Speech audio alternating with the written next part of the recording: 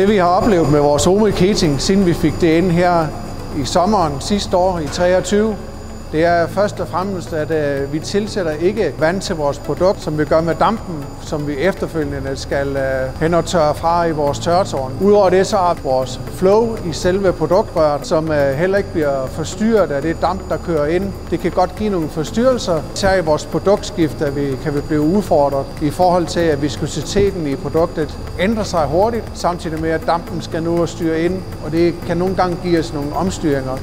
Når vi kører vores Omik Heating har vi stort set ingen omslag og kan køre en meget stabil drift. I forhold til tidligere, hvor vi har kørt med direkte damp, hvor vi i dag kører med Omik Heating, så oplever vi også på de undersøgelser, vi har lavet af vores pulver, at det har fået en mindre mekanisk behandling. Det betyder jo, at der er mindre chance for, at vi får klumper i vores produkter til vores kunder og vores færdigvarer. Vi har erfaring med at køre med Omik Heating i nogle måneder nu, så overvejer vi på grund af, at det kører så stabilt, at vi simpelthen fjerner den buffertank, som er på vores streng inden tårnene.